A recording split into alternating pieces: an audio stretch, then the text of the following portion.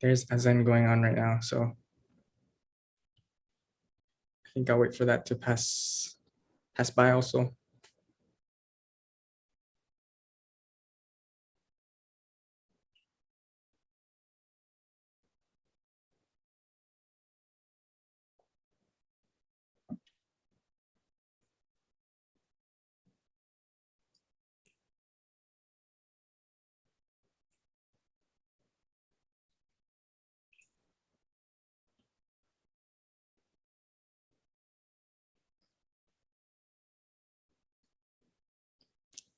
Okay, I can see a lot of attendees now, so I think we can begin our session tonight. So good evening, everyone, and welcome to tonight's edition of pitchIN Thursdays, where we introduce our latest additions to our platform.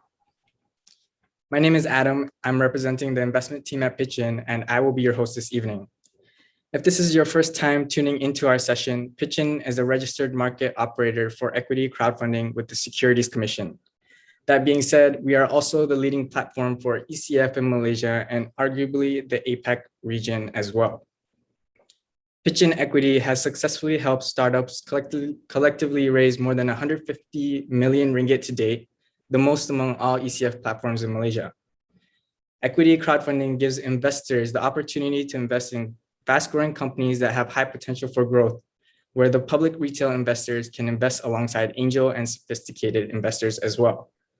For more information and to find out how you can invest, head over to www.equity.pitchin.my.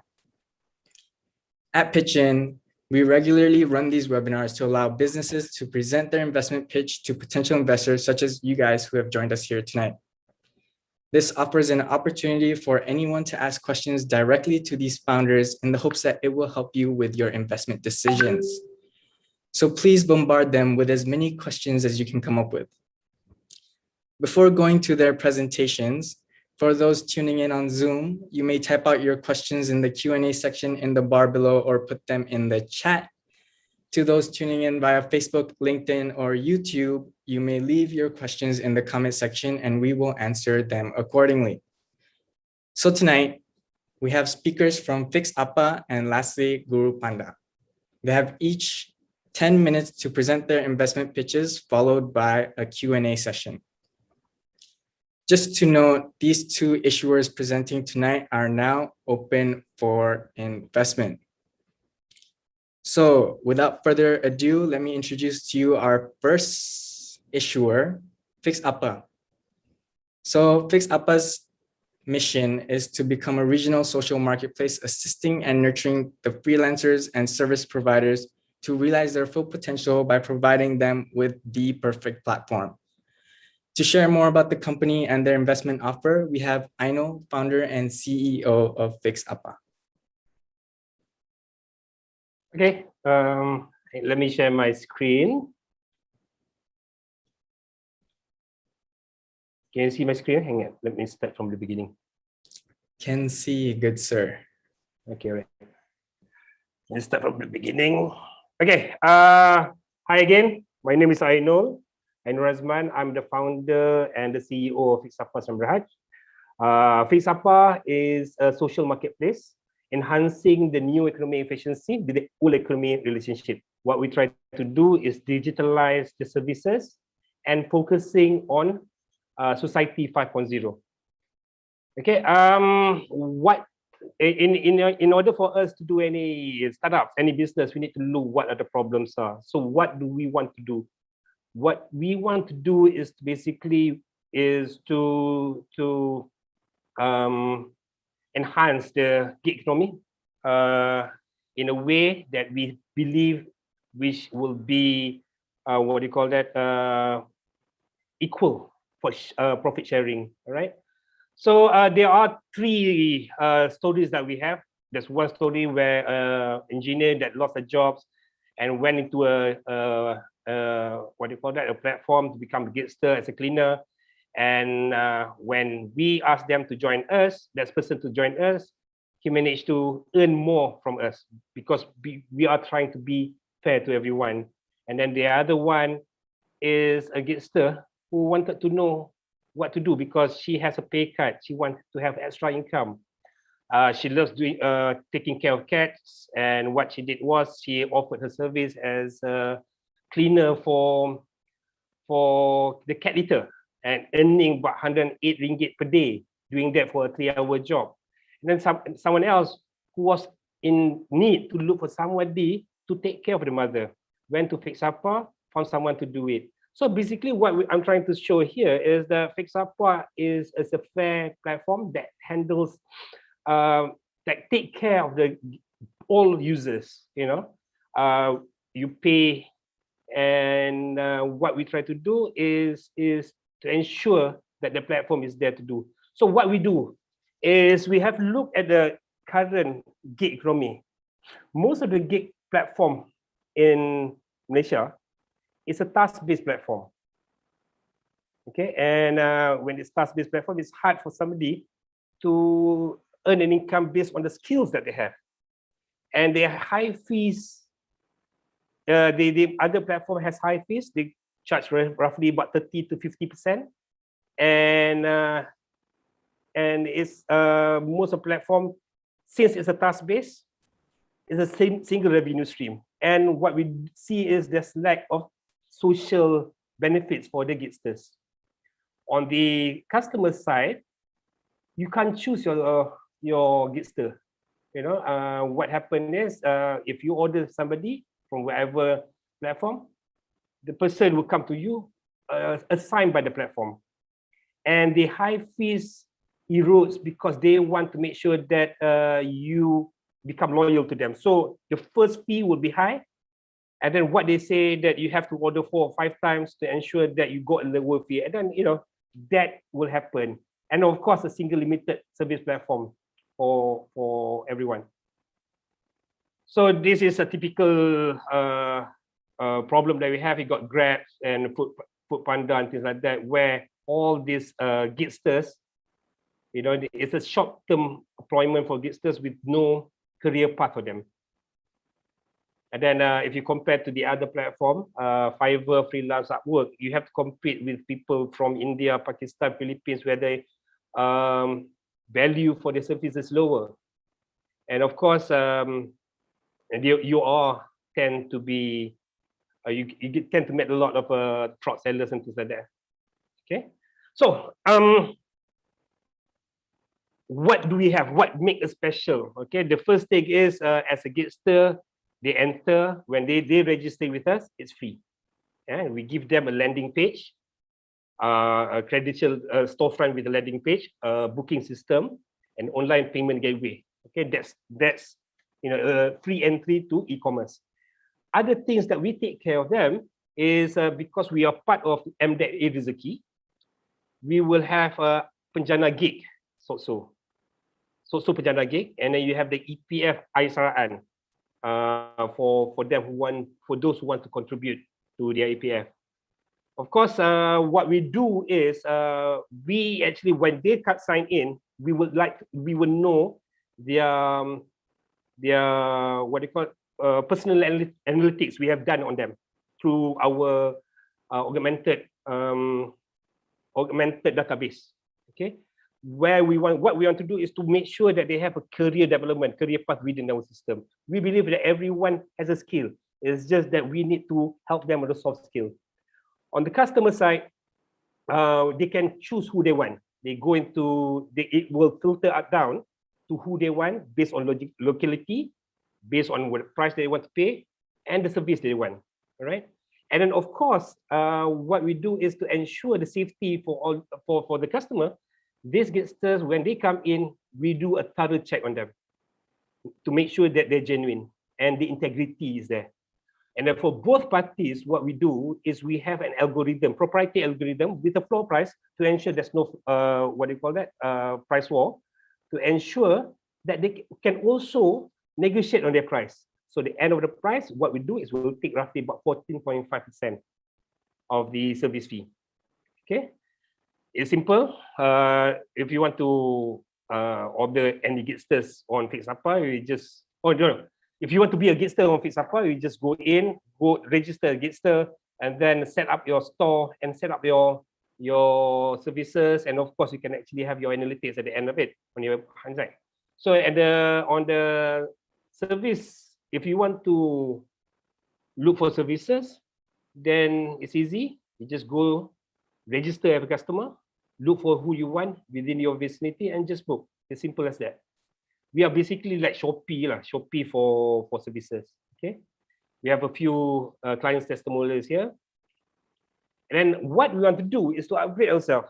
We have done until beta testing at this moment. So what we want to do is we want to upgrade ourselves to a bigger ecosystem. We want to scale up.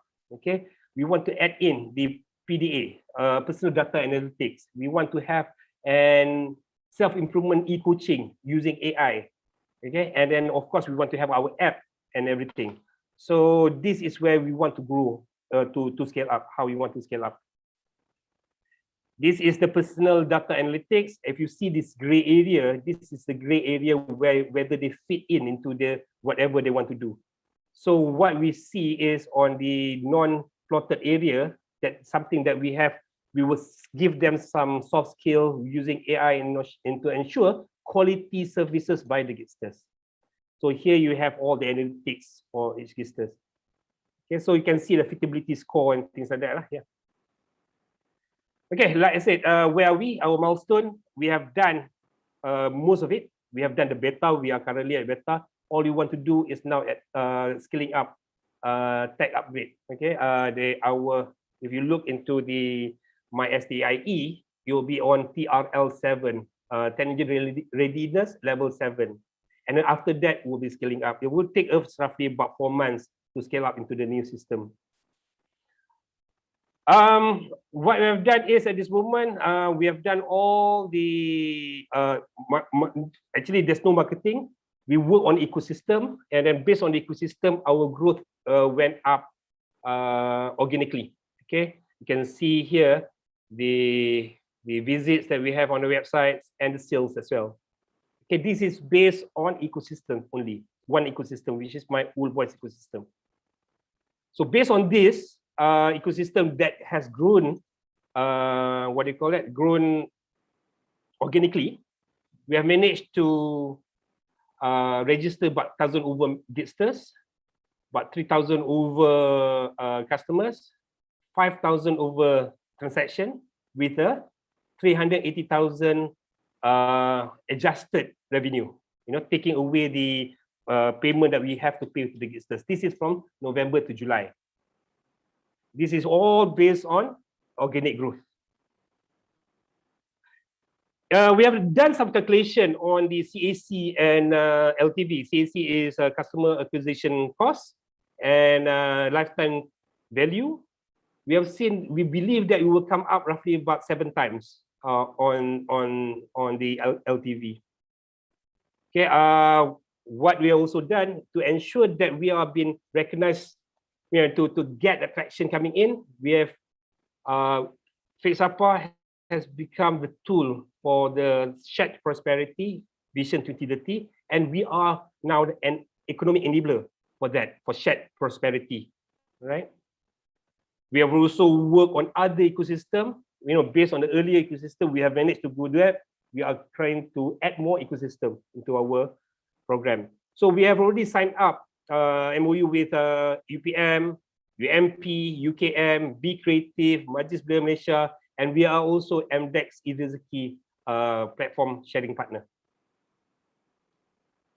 Out of the program that we've done with the universities, the reason why we work with the universities is that is where the graduates come in. There will be about 350,000 graduates a year, and with UKM we have worked with them to create sub brand of FixApa, what we call KAPA. This is basically working on the aged care industry.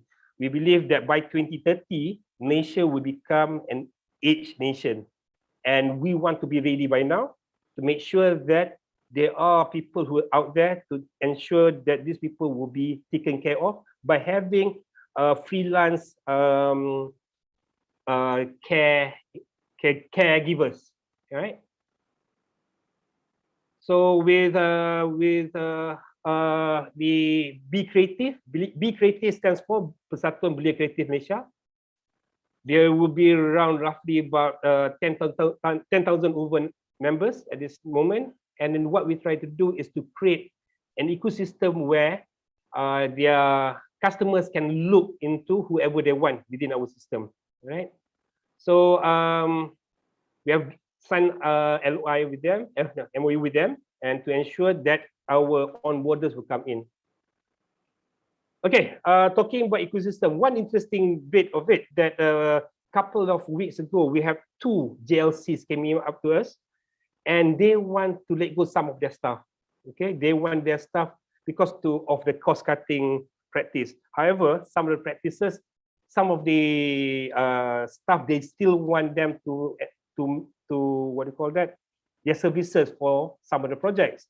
So what they have offered us is that they have offered us some of their staff that they are going to release to come over on board with FixApa, and then they will then what do you call that? Get their service using FixApa by paying them on their productive hours. So we got a couple of JLCs now who are interested. We are still discussing with them to ensure that there are growth here. Okay, so we work on ecosystem. This ecosystem will then grow to become a bigger ecosystem. And through that, what we try to do is to, once the platform is ready, we're going out straight. For us, it's important to have that business idea, to have that platform, which is different from everyone else, and immediately to go out. Our expansion abroad, regionally, is based on our JV. We already have partners within the region who are interested to do JV with us. Okay.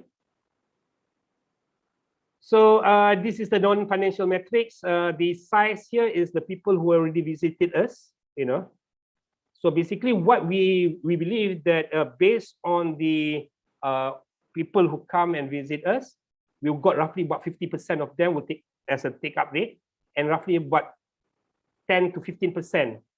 We've discounted it between 10 to 50% conversion rate, meaning there's a business transaction among them. So this is where we focus upon. So now, here's a bit high because once we reach 2024, we will basically enter the regional market. Plus, we will have another 4 revenue stream that we will do once the platform is ready. This is our gross margin. Of course, the first year our net margin is quite low, but however, we believe with whatever that comes in, with the money the figure that we are expecting, we will get into the out of rate roughly after 18 months. So this is our projected gross and net margin. And what is the market size? In 2020, there are about 4.18 million freelancers in Malaysia. If you can get roughly about 10% within the first year, that will be good. And we have ways to get to access to these people. And on the economic size is about 27 billion US dollar by 2025. It is a growing market. Okay, I'll talk to you about something about myself. I've been involved with the legacy program. I was a Rugby World Cup marketing consultant. We create a legacy for Rugby World Cup in 2019. So I've been working with Rugby World Cup Japan since 2009, and I know what is it about on marketing on legacy. The reason we want to market legacy because that means there's sustainability. Okay, my partner has always been involved on operations. She's there's a lot of talent that's involved with her operation. And we got a very strong team. We got Shazilan, who's an accountant, who's always been involved with investors. He knows what investors want. And we got Bestari, also an accountant, and he's always involved with the government policy, government program. and he knows what the government agenda is. Okay, we have Zalani Majid, who's our CTO. He's always been involved. He's been involved with this for over 20 years, and Ainil, who's involved with talent management and of course human capital. And of course we have 4 advisors from 3 universities. We got Professor Arif Ismail. He will help us on the corporate governance to ensure that our corporate governance will protect all parties, all users, to ensure that because the corporate the policy of gig economy is quite gray, is in the gray area at this moment. What we want to do is to work with him to ensure that there's a policy for gig industry. And then Professor Dr. Arif Amidin will help us out on the technology upgrade, and also Associate Professor Dr. Khadijah Alavi. She's been involved with us, helping out with the new graduates coming out, on the care industry. And of course, Farid Abdul Ghani has helped us out on he's a trainer, he's a coach. So what he does is he will help us out on the training module to have, what do you call that?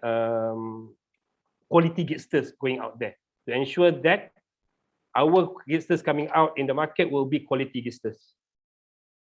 What we are offering, our valuation based on Equidem valuation is 88 million. Okay, but when our analysts, our in-house analysts, and then we have what do you call it? Getting some analysts from outside to look into our valuation, we have then put it on 31.75 million. Okay, so what we are trying to do is we want to raise at a minimum of 1 million ringgit or at 3.5 million ringgit at maximum, and we are selling off roughly about 3.08% to 10% of our equity. Our issue price per share is about 140 ringgit, and per block we are selling it at 1,400 ringgit per block of 10. So with 1,400 ringgit, you can basically be involved with us, and it's not much, I believe. Okay, if we are still in pre-live, what we try to do is to give bonus for those who are really interested with us. So we are giving for 100 shares that you buy from us, we will give you 5% bonus shares, which means that you will receive 105. For 1,000 numbers of shares that you buy from us, we will give you 10% bonus shares. And if you buy from us 10,000 shares, we will give you 20% bonus shares. Meaning this is an offer for our pre-live offer. Okay, where do you want to put the money in? Of course, it's all technology. We want to upgrade. We know, based on business model up to beta status, we know that we need to grow because we already have. It's a good problem to have, and we need to grow at this moment because with the current platform that we have, which is a white label platform, we cannot grow. We cannot scale up from this. So we need it. We need to put a lot of this investment into technology. Of course, 20% of it will go into marketing and 25% on other overheads. Deliverable, like I said, enhancing of the platform, and through the enhancing of the platform, we will create 4 other revenue streams. I was talking about the 40.5% service fee just now. That's one. Number 2 revenue stream is premier subscription. We will let those people to use for free for about 4 months.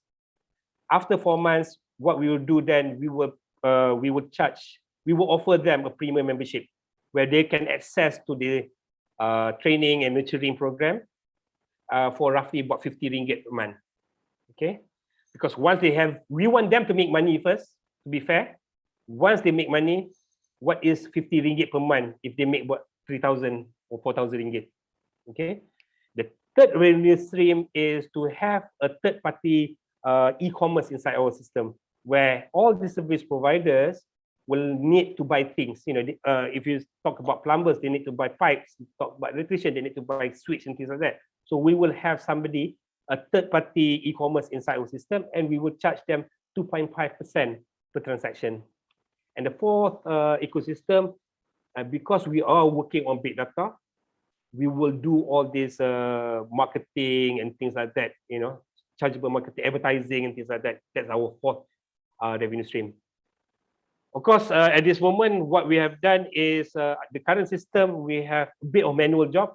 So what we want to do once the scaling up is all about full auto, then we can increase our productivity. Once you increase your productivity, then you can increase traction. And of course, at the end of the day, what we want to do is to create our own brand, to be like, what Lazada is, what Shopee is, what Grab is, but on the services, right?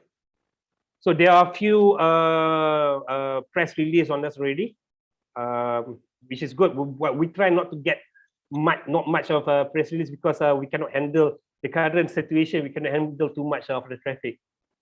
Okay, and of course, one interesting part, I was already also invited to as a panelist for a Malaysian Urban Forum coming in on the 8th of September next week to talk about the new normal for employability post-COVID in Malaysia. So if you guys are interested, you can go to pitchIN website, go to update, you have the link there. You can go and I'll be there to talk about it. Okay, why invest in us? Is we want to create a legacy. We want to create, a sharing, really sharing economy. We want investors to come in on ESG, environment, social, and governance investment. We focus more on the social because we believe at this moment, people are suffering. We have the solution. Everyone has a service to offer, and we want to let them to ensure that they can offer their service to the public. Okay, we focus it on what they are qualified to do, what they have to do, and what they are love to do. They can monetize all these things. We want to create that for everyone. The opportunity, the real opportunity to earn money based on their own skill set. That's it from us. That's it for me. Sorry. If there's any question, I'm glad to answer. Thank you for your presentation. I know it was very nicely done. So now we open up a Q&A session for FixApa. And we already have a few questions. A potential investor would like to know what is FixApa's solution to fulfill the existing gaps and addressing national strategic issues. Okay, the current situation at this moment is a lot of people are what do you call that? Losing jobs, and we hear everywhere. We got all these white flags coming up, and then we believe that everyone can earn an income based on their skill set. Even though when they lost their jobs, they can actually earn something. Like I said, whatever you're qualified to do, what you love to do, you have to do. A 3 revenue stream that you can go on. Based on the current gig platform existing gig platform, it's not really a shared economy because the gigster has to bear most of the costs, the ongoing job costs. In fact, some of the platform there is will ask the service provider, the gigsters, to pay some of the marketing costs. You see all the box behind the motorbikes that carrying all this. They have to pay for this. They pay what, 100 ringgit, something like that.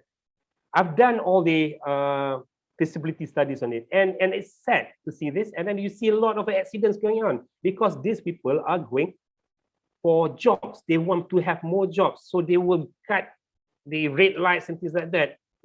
Based on FixApa's solution, you work on your hour. You base on the hour, so you don't have to rush. So these are one of the solutions. Of course, the shared prosperity vision 2030 is another government agenda that we're looking at. We want to create a platform that everyone can share. We want to increase the middle class income. You see, at this moment, post-COVID, you see a lot of M40 and the T20 and M40 downgraded themselves. Some of the M40 have become B40. B40, let me tell you, B40, they are survivor. Those people who are the T20 they are the one who's suffering because their overheads are high, but they are professionals. They do have something to offer. This is where I look into the society 5.0. We're talking about IR 4.0. When IR 4.0 comes, a lot of people will lose their job. Just like IR 3.0, automation. A lot of factory workers lost their job because of the automation. What we try to do here to solve that, to ensure that that people don't lose their job, and then let's share the economy together. I hope that answers my question. Your question. Right. No, thank you for the insight on that question from the investor. Another potential investor would like to know who you consider as your competitors at this moment.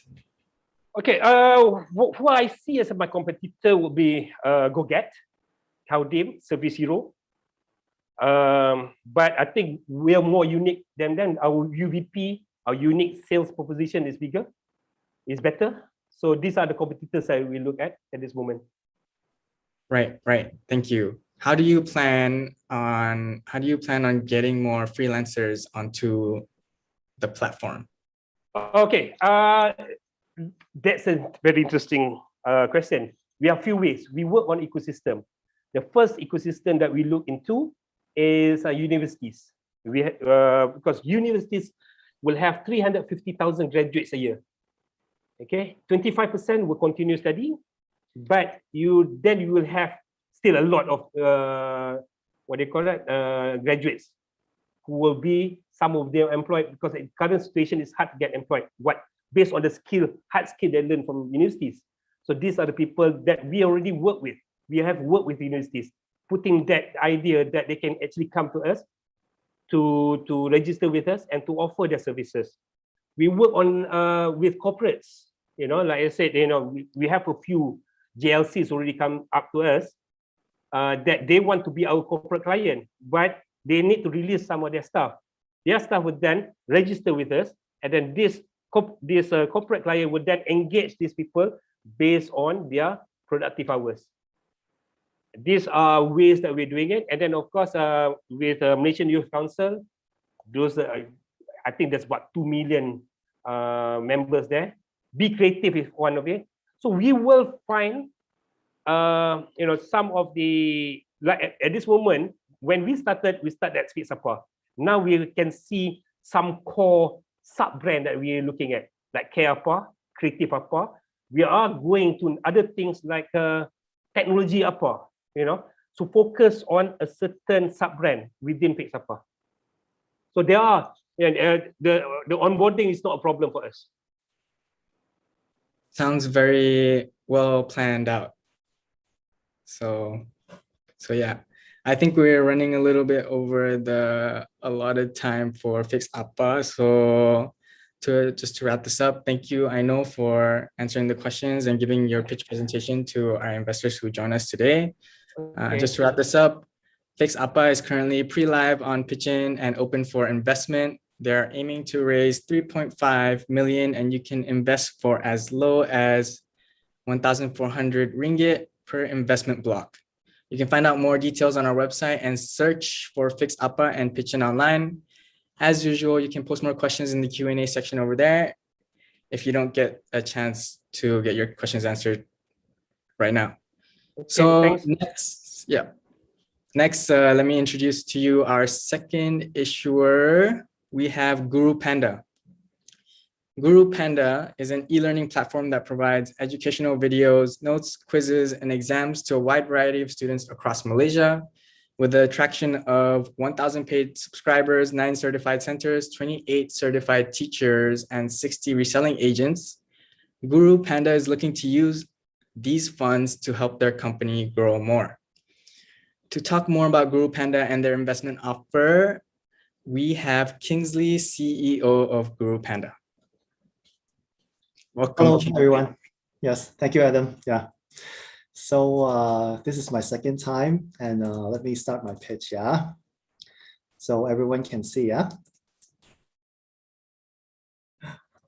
Thank you for joining us once again. Okay, so let me play the page.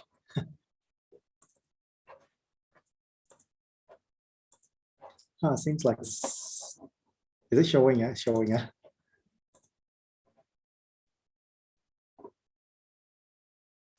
But it's a little lag now.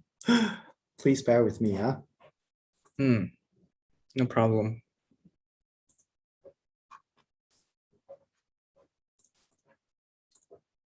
Okay, cool.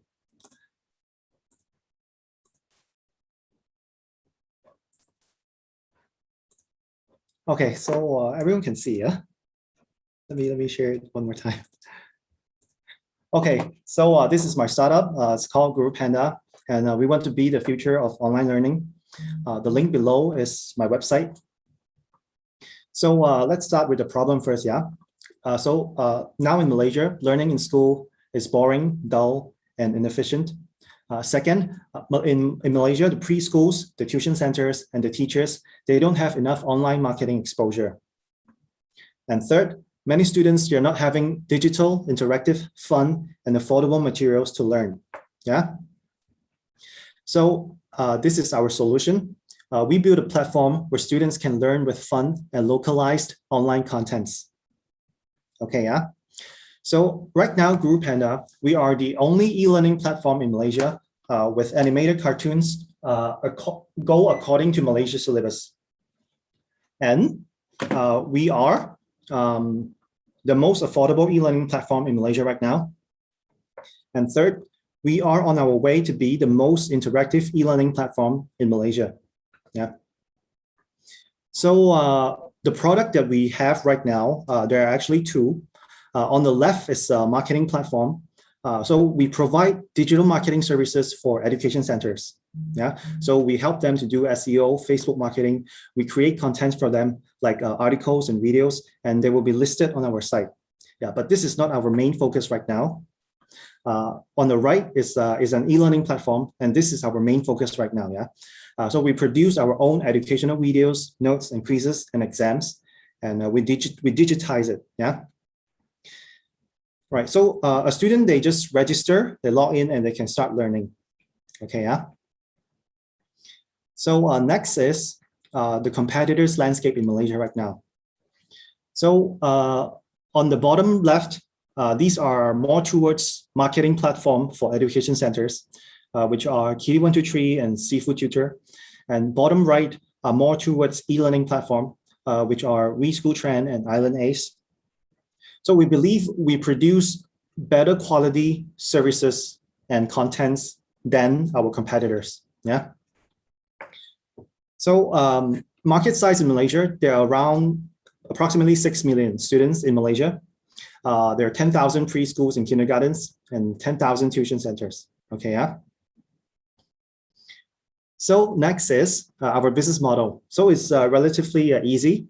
We just charge a subscription fee. So it's like we are Astro or we are Netflix, just with more educational contents. Yeah. So for education centers, we charge a marketing fee from them. Right.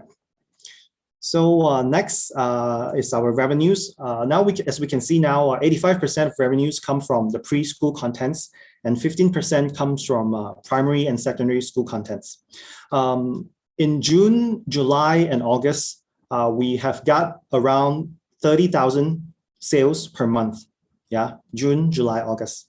So we have only started targeting outsiders since June. So before June, we only sell to our own students from my own preschool and my own tuition centers. Yeah. Okay. So these are some of the successful foreign examples. On the left is Lingo Kids. They are Spanish-based edutech company. They have got like $100 million funding already. And on the right is Duolingo, which is a China-based edtech company too. Yeah. So our traction right now, we have got 1,400 paid subscription users, 9 listed education centers, and 80 reselling agents. So we have also recruited agents to help us to resell, so they get a cut from the sale they get. Yeah. right? So right now we have only been spending 100 ringgit per day on Facebook ads, and this is what we got so far. Okay. So next, our future roadmap. From this 1,400 users, we have been collecting feedbacks, and I understand that there's still room of improvement in our product. So the reason why I want to get the fund is to improve the interface, to improve the contents, to make it more interactive and make it more sticky, and also to make it gamified so that the kids would enjoy using this platform. And we have also already started producing more contents such as Pendidikan Islam, for 4, 5, and 6 years old. So we haven't started targeting the Malay market yet.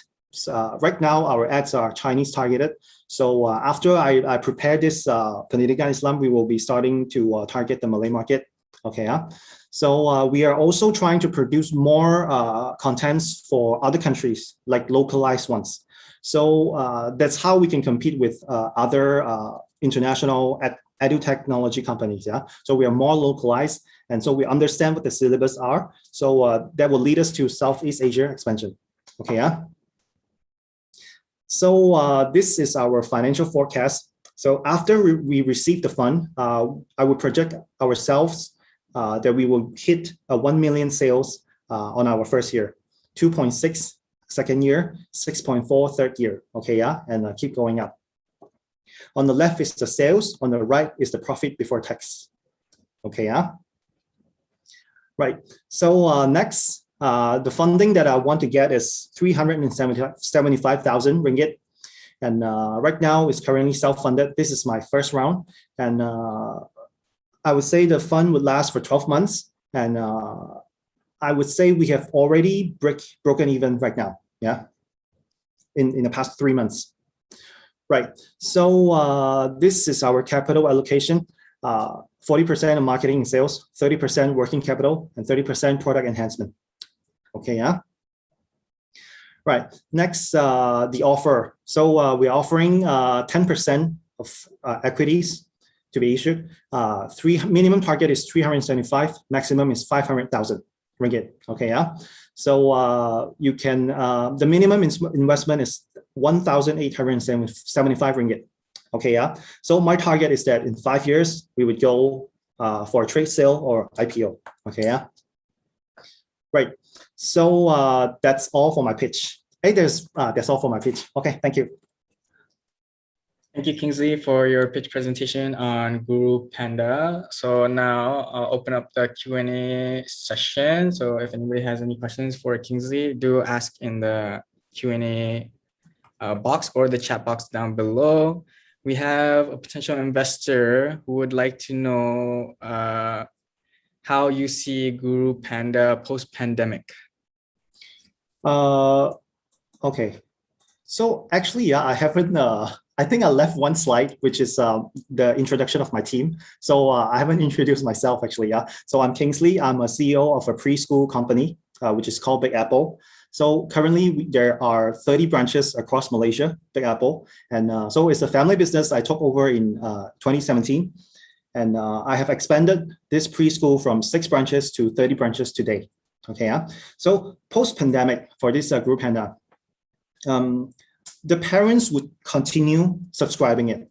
Why? Because first, we have educational videos. Second, we have notes. And third, we have quizzes in this platform. And we're only selling for 100 ringgit to 200 ringgit. So the parents, most of the parents, they would need to buy additional educational products for their children, such as they need to buy more books or storybooks or worksheets for the kids. So what our platform is offering is that we provide the soft copy of the notes. So they don't even need to buy books anymore. They can just subscribe our platform and they can print it out themselves. And second, we have animated videos according to Malaysia syllabus, which they can't find anywhere else in Malaysia for now. Yeah, because even YouTube is not Malaysia. It's not based on Malaysia syllabus. I mean, unless English, you can't find any other contents like Malay or even Maths or even Mandarin. It's not the same. Yeah.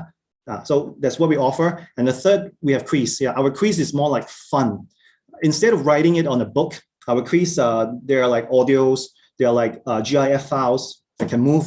There are videos and there are pictures, and yeah, there are sound effects. So it's more fun and it's more affordable and it's more interactive. Yeah.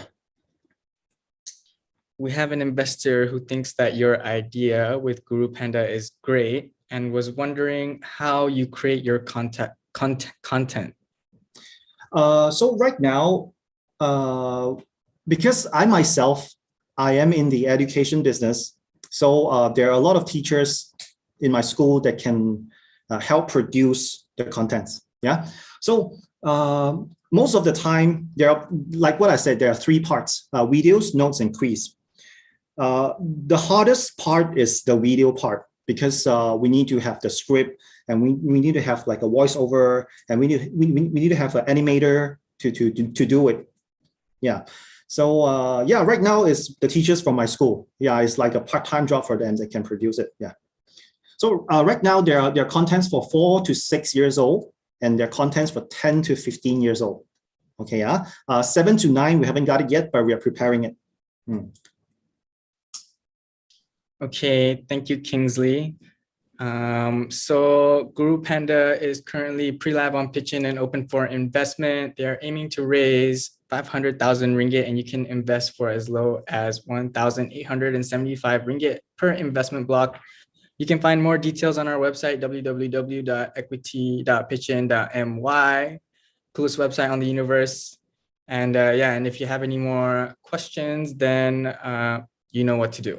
So lastly, I would like to introduce our final issuer, Spurr. So Spurr is a free digital tool for any small brick and mortar business to drive value and build loyalty. Arul, founder and CEO of Spurr, is on a mission to democratize customer loyalty and empower small businesses with large enterprise capabilities. I'll let Arul share more on that now. Hey, hi, thanks for having me. Let me share my screen.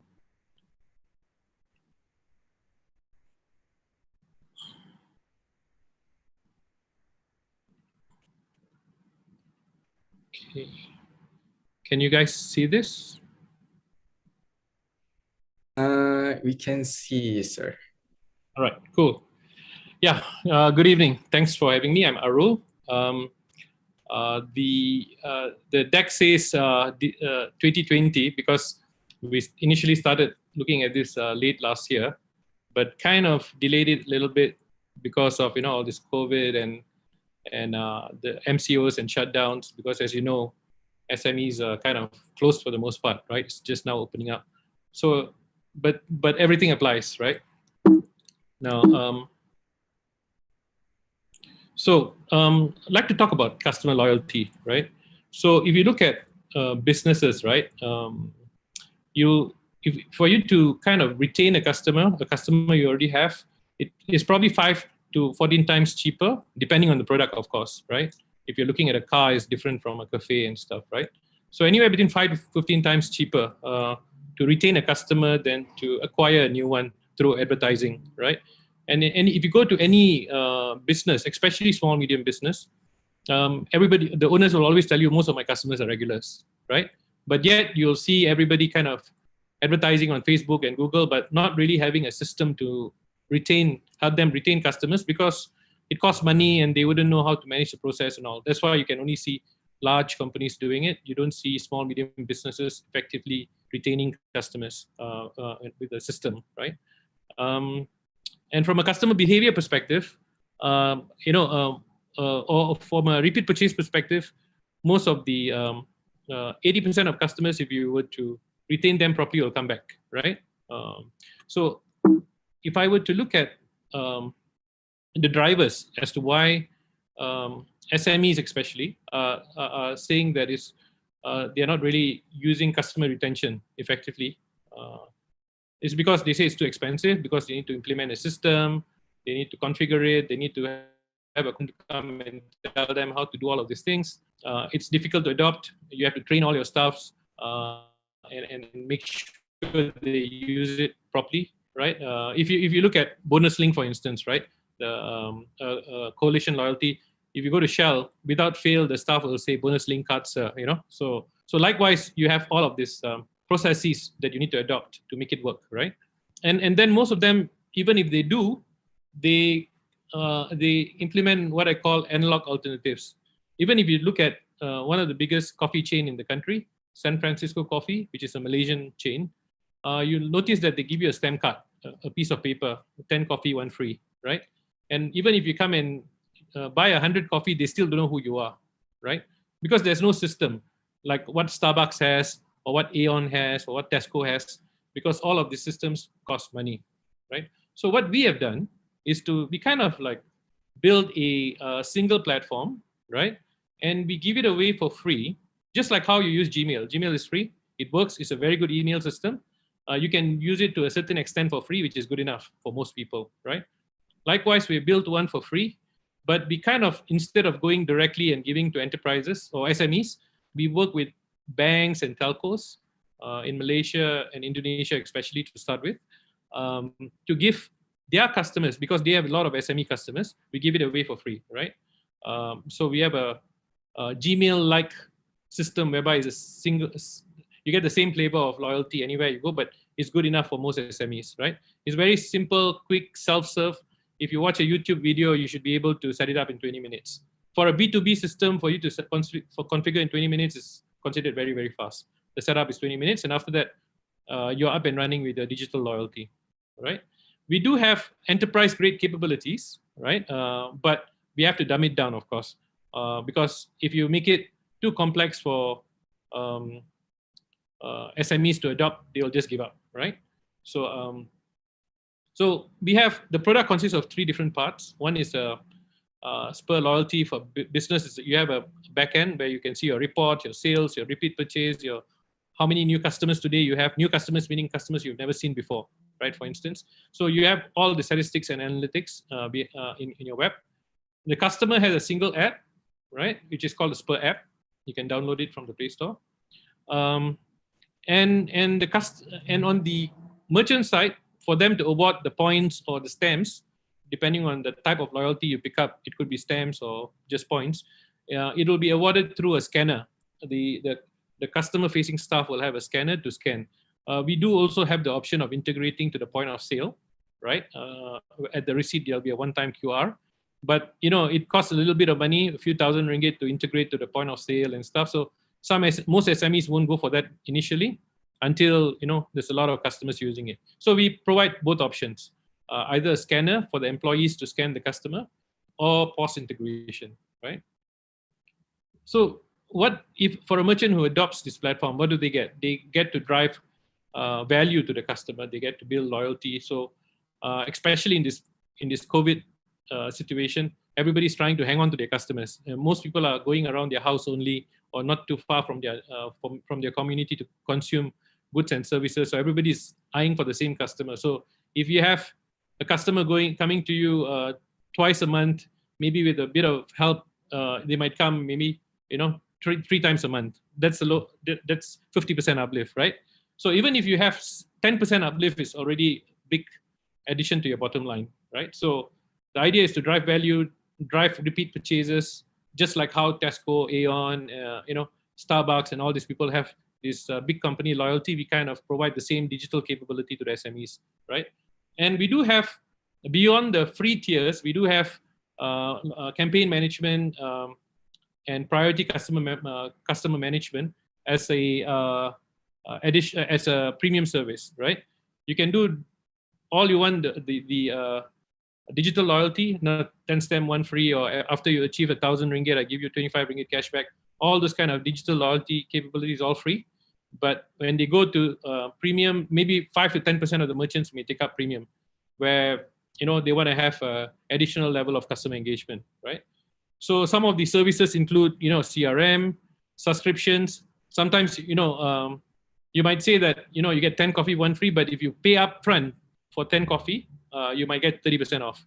I think it's quite common in the vanity business. You get to pre-buy like 10 facial and you get a discount. It's quite common in that industry as well. So subscription is something that helps SMEs kind of improve their cash flow because you collect money up front. We also are launching in Q4 pre-orders, or rather curbside pickup, if you like, because we noticed that FoodPanda and Grab, the likes of FoodPanda and Grab, charge 30% to SMEs for food delivery, for instance.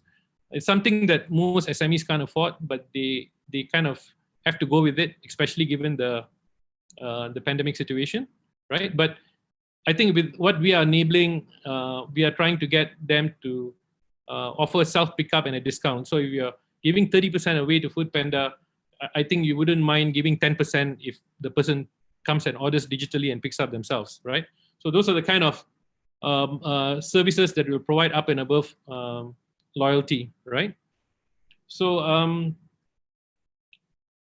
so basically, those are the features. It has enterprise-grade capability, but dumb it down for the SMEs. And in terms of business model, as I said, we work through telcos, banks, and in Malaysia and Indonesia now, right? In Indonesia, we work with PT Telkom. In Malaysia, we work with Telecom and DG, right?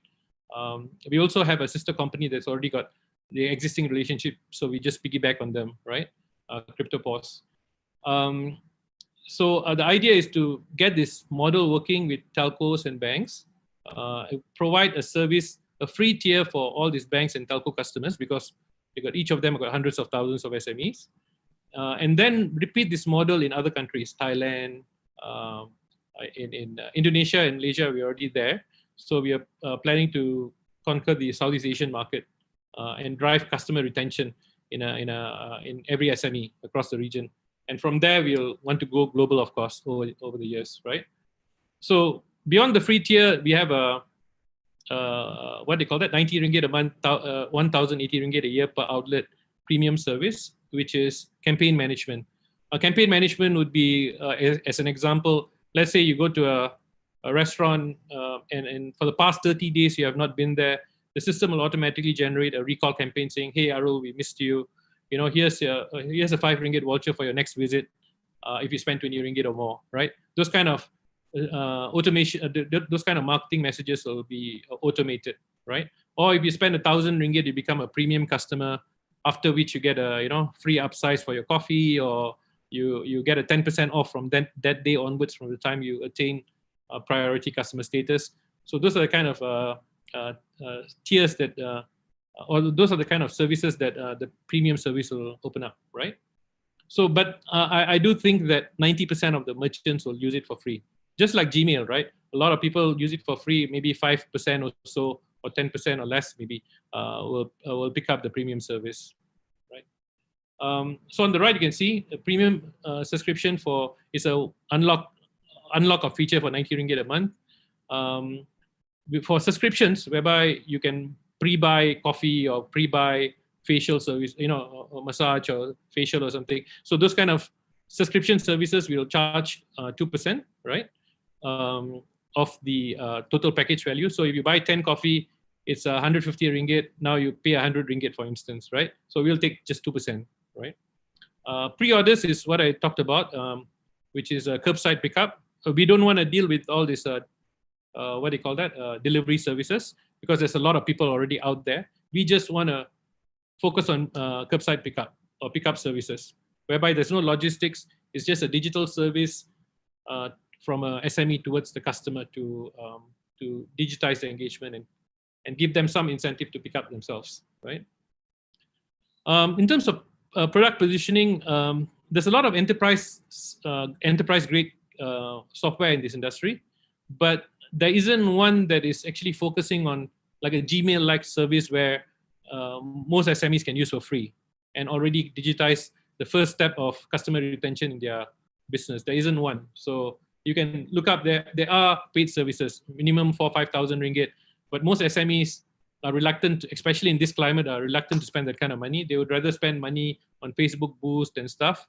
So we make it so much easier so that they can just at least try it out and see value and can see their CRM filling up with names, and over time, hopefully they'll take up a premium service, right? There are, in terms of market size, there are 125 million SMEs in the world, right? In Malaysia, it's about close to 500,000, right? That's the primary market we're looking at, and the secondary market is Indonesia, and the broader Southeast Asia. And if you notice, most people say, loyalty is quite common, right? But how many times, out of 100 SMEs you walk in, how many of them have a digital loyalty engagement with you? I would bet it's not many. There'll be few, maybe one or two. And those guys would have spent a lot of money actually doing it. The only guys who you really see digitally engaging you with their own app or retention services is people like Starbucks, Aeon, Tesco, the large guys. So we are just pretty much democratizing that to the SMEs, right? Go to market, focusing on SMEs, customer value management. Price, we have free tier to go in, perpetually free forever, but just like Gmail. But over time, we'll expect more and more to kind of subscribe to the premium services. Having said that,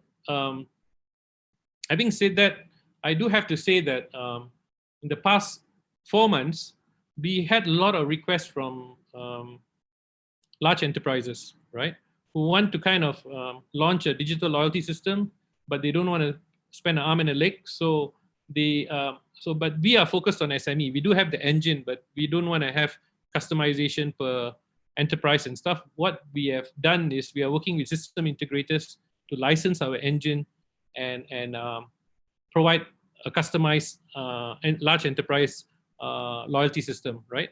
So surprisingly, given the pandemic, all large enterprises are also trying to figure out in the next few months, what do we do to improve our customer engagement?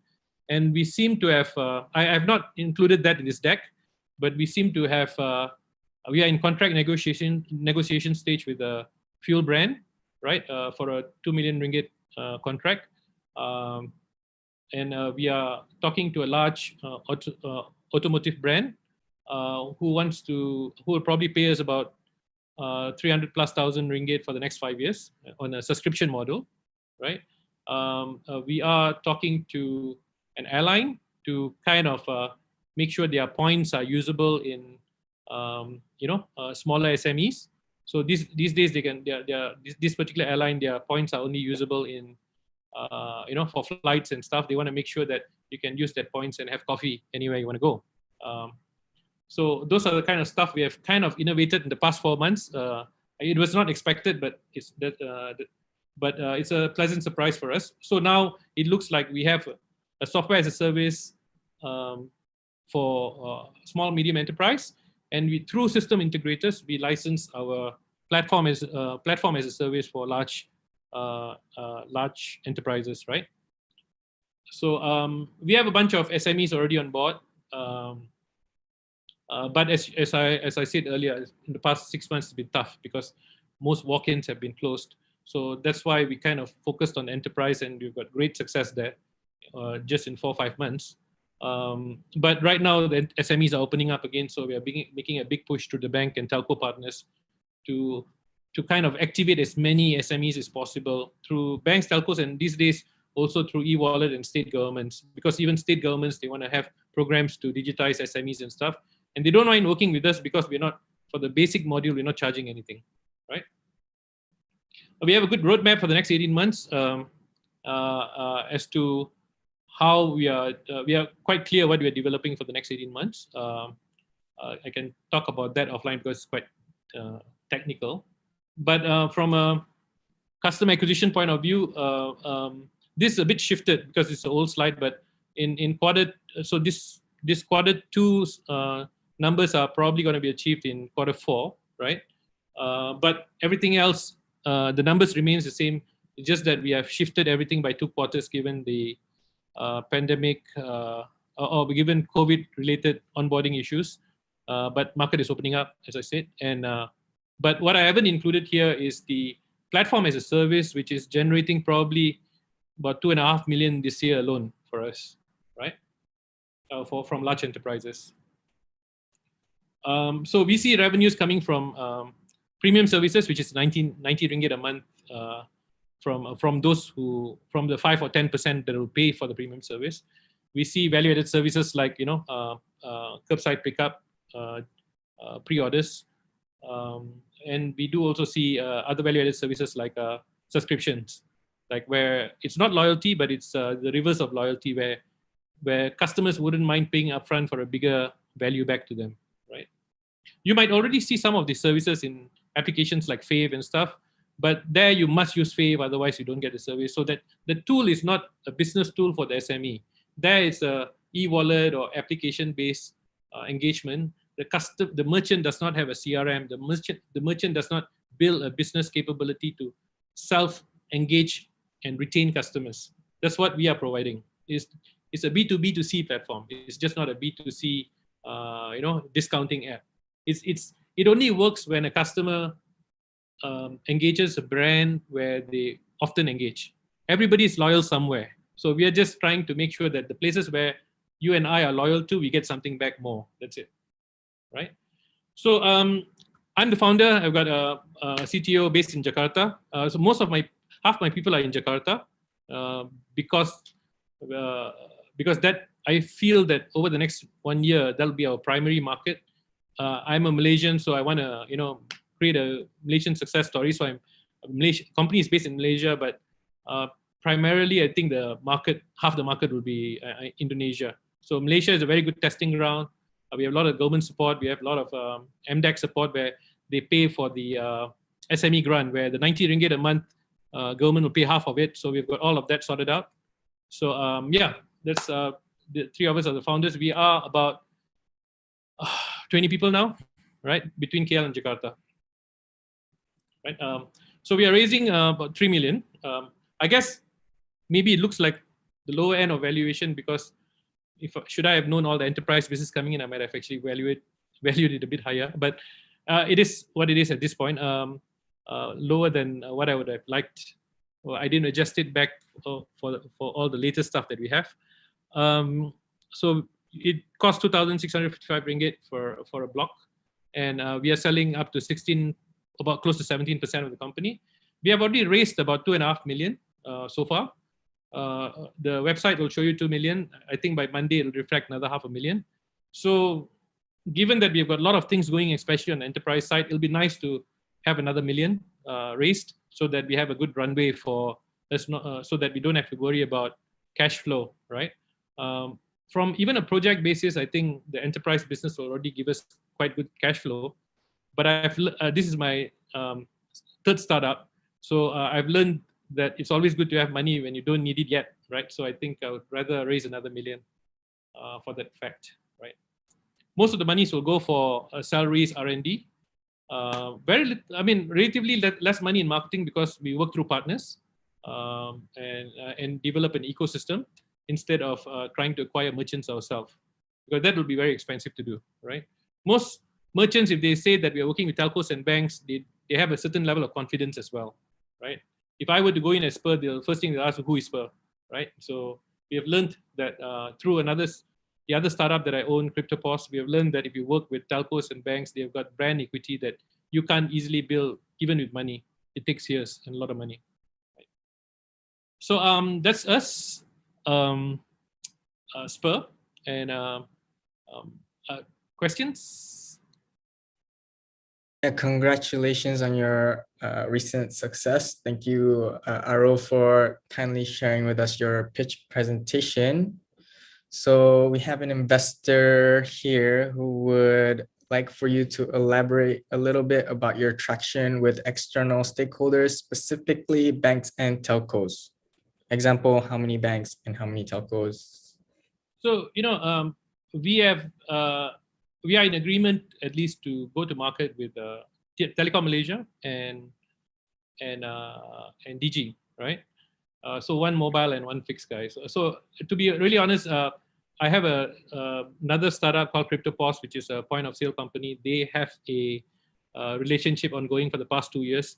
So we just ride on that relationship in Malaysia. We just ride on that relationship to launch an additional product. Because if you look at point of sale, it's a complementary solution to address the SME market. So the campaigns were supposed to run, but we held on to the campaign about 4 months ago. It's supposed to run, but then suddenly MCO, when you don't even allow customers to walk into stores, retail stores or restaurants, it's a bit difficult to launch the loyalty program, right?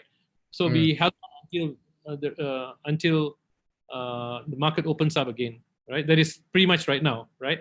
So in the next few weeks, we'll be running campaigns with telcos and banks. Having said that, we do have a sister company with a point of sale system. So we did run a campaign with them internally, and we've onboarded about 200 merchants, right, already. So because there's zero cost for them to try it out, right?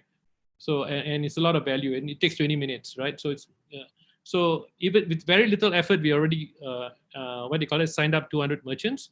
If you look at Unify, TM has got about 350,000 SMEs, right? Digi, they may not be very big in the SME market yet, but they do have a lot of business owners who use Digi mobile services, right? In that segment, they have a lot of SME owners who use Digi. So so we are quite bullish with these telcos and banks. Now, banks, we also spoke. We are planning to launch a campaign with Maybank. Again, CryptoPos has already got a relationship, so we piggyback and extend the contract to also extend these services. But outside of Malaysia, we'll be forging a lot of new relationships with banks and telcos. In Malaysia, we just took the easy path of just piggybacking on the point of sale contract that we have in CryptoPos, which is a company I own as well, right?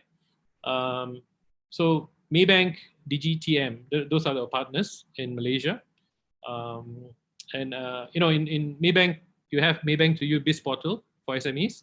So the idea is for us to put, claim your free account kind of thing because you're a Maybank merchant. Now we can't work with too many banks and too many telcos at the same time because large companies have large company ego, right? So if you go and try to sleep with everybody, then nobody will take you very seriously. So that's why we got one bank, one fixed line operator, and one mobile operator, right? In Indonesia, luckily, PT Telkom is the largest mobile operator. Telkomsel is owned by PT Telkom, and they also are 80% of the fixed line, the broadband services. So our relationship in Indonesia is PT Telkom, which is 180 million mobile users, and pretty much all the enterprises in the country are mostly using PT Telkom. So, and given that half our team is in Indonesia, we've got a pretty good traction there. Again, we are waiting for a campaign to run, but until such time, we are testing out with internal merchants.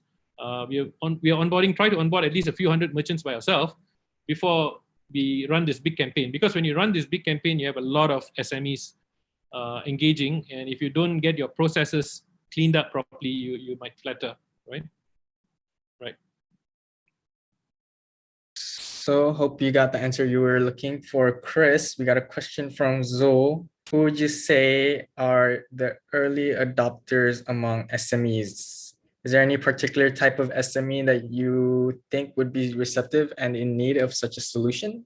I was very surprised that I thought it'll take off in Klang Valley in a big way and stuff, but it was a mixed bag. We had the most active user. It was in, I think, Kulim, a shop selling vape sticks, nano stick, right?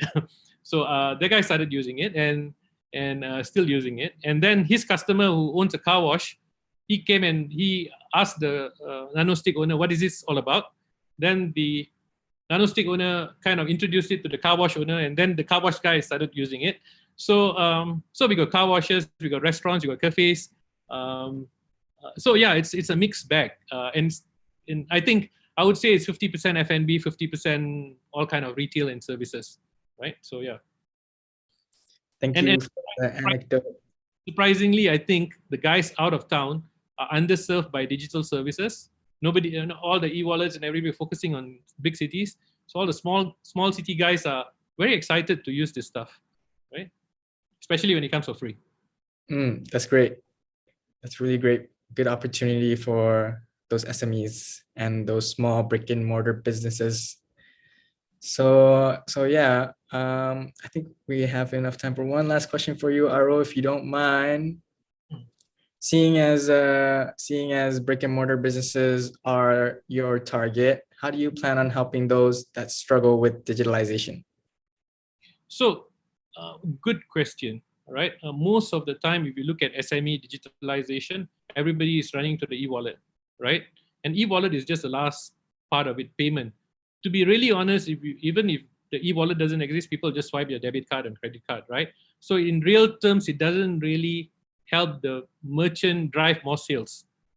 Yeah, sure. Foodpanda and Grab, yes, but it comes at a hefty 30% for the F&B sector. For the retail sector, SME, there's no tool, right? And they don't really know where to start. So that's the reason why we call it idiot-proofing digitalization, so that we are not looking at payment. We are integrate to any payment services out there, but we are trying to make sure every SME can retain customers like the big boys, right? And be more efficient internally, because it's anywhere between 5 to 15 times cheaper to retain. So we just make sure that if you watch a video, if you watch a YouTube video and you try to set up your shop, you can do it in 20 minutes. Or worst case, if you really find it confusing, you just chat with us and we'll have an online session to onboard you quite easily, right? So yeah, we make it really simple. So you don't need a consultant. It's free to start with. And once you see value, we hope that you subscribe to premium. Just like how Gmail works. I'm sure a lot of us, when we started Gmail, we use it for free. Over the years, when our inbox fills up, we malas want to delete the files. We just say, 80 ringgit a year, just pay premium, right? So it's also cheap for business owners to take premium. It's 90 ringgit a month for the premium service. For someone with a few thousand users in the CRM, 90 ringgit is nothing, right? All right. Thank you, Arul, for sharing, for answering questions firstly, and also sharing about Spurr. It was very insightful. For everyone's info, Spurr is currently live on pitchIN and open for investment. They're aiming to raise 3 million, and you can invest for as low as 2,655 ringgit per investment block. As per usual, you can find more details on our website, www.equity.pitchin.my. And if you have any questions, you can post them over there as well on the website itself. So this sadly brings us to the conclusion of our meeting, of this pitchIN Thursday session. Our presenters have some final words for the audience today. So can we please have everyone come back?